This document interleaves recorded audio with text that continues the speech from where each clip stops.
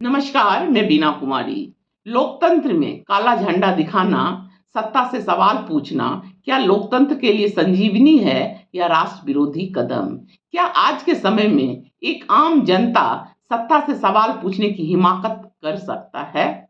नेता प्रतिपक्ष को वोटर अधिकार यात्रा बिहार में 2 बार काला झंडा दिखाया गया, पर सत्ता से सीधे प्रधानमंत्री से सवाल पूछने की एक आम जनता की हिमाकत हो सकती है। राहुल गांधी के वोटर अधिकार यात्रा में आरा के पास 4-5 नौजवान काली कमीज पहनकर राहुल गांधी को काले झंडे दिखाने आए थे। ये नौयुवक थे भाजपा युवा मोर्चा के विभू जैन, जिला उपाध्यक्ष हर्षराज मंगलम, जिला महामंत्री आदित्य सिंह, विकास तिवारी और महाराणा प्रताप। ये दोनों जिला मंत्री हैं। राहुल ने जीप रोकी, प्रदर्शनकारी कहिए या उपद्रवी लड़कों को बुलाया। सभी नौयुवक भाग खड़े हुए, पर एक लड़का पकड़ में आ गया। उसे राहुल ने जीप के ऊपर चढ़ाया, पूछा क्यों नाराज हो। वह लड़का लगभग डरते हुए कहिए या मिमियाते हुए बोला, पीएम मोदी की मां को गाली दी। इस पर राहुल ने पूछा, क्या मैंने गाली दी? क्या मेरे किसी नेता ने गाली दी? क्या मेरी उपस्थिति में किसी ने गाली दी?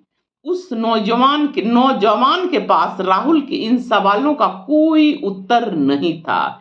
ठीक उसी तरह जैसे चुनाव आयोग के पास राहुल के एक मामूली सवाल का कोई उत्तर नहीं है कि आखिर एक ही पते पर 200-250 मतदाता, वो भी विभिन्न धर्म, संप्रदाय और जाति के, कैसे हो सकते हैं, वो भी खासकर एक कमरे के मकान में, जो चौंकाने वाला खुलासा है। खैर, अब आते हैं राहुल के विरोध में मिले काला झंडा दिखाने वाले इन युवाओं की बात पर। कल भी आखिरी दिन था। कल भी राहुल गांधी को दो नौयुवक ने काला झंडा दिखाया, जिसे बाद में पुलिस ने गिरफ्तार कर लिया।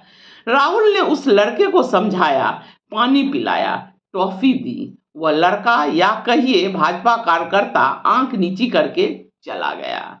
राहुल ने यह सुनिश्चित किया कि उनका कोई भी कार्यकर्ता उनके साथ मारपीट या दुर्व्यवहार न करे। याद कीजिए, एक जमाना था। क्या आज प्रधानमंत्री से, इसीलिए मैं शुरू में पूछी, क्या एक आम नागरिक प्रधानमंत्री से कोई सवाल पूछने की हिम्मत कर सकता है? एक जमाना था जब किसी वृद्धा ने कॉलर पकड़कर नेहरू जी से पूछा, बोलो जवाहर, इस आजादी में मुझे क्या मिला? नेहरू जी बोले, भाई तुझे प्रधानमंत्री का कॉलर पकड़कर यह पूछने की आजादी मिली है। क्या आज यह हो सकता है? क्या आज आप कुछ पूछ सकते हैं अपने प्रधानमंत्री से? दरअसल प्रजातंत्र सुनने और जनता का सामना करने का नाम है। विरोध करना और उस विरोध का सामना करना प्रजातंत्र का गहना है, संजीवनी है प्रजातंत्र के लिए। जिस दिन विरोध बंद हो जाए और नेता उस विरोध का सामना करने के बजाय उनका दमन करने लगे, समझिए लोकतंत्र तानाशाही की ओर बढ़ रहा है। आज क्या हो रहा है वह किसी से छुपा हुआ नहीं है। कभी जेएनयू छात्र संघ के लड़कों को इंदिरा जी ने पीएम आवास में बुलाकर बैठाया था।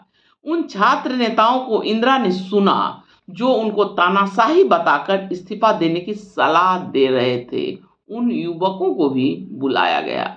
लोकतंत्र की यही तो निशानी है। मनमोहन सिंह की सरकार ने अन्ना हजारे और केजरीवाल जैसे संघ के स्लीपर सेल के आंदोलन को भी सुना। लोकपाल विधेयक बनाने में उनको ड्राफ्टिंग कमेटी में रखा, जबकि उनको यह मालूम था कि यह एक सांप्रदायिक विचारधारा वाली आरएसएस के एजेंट हैं। दरअसल विरोध को सुनना जरूरी होता है। प्रजातंत्र की परिभाषा आपको कांग्रेस से सीखनी चाहिए।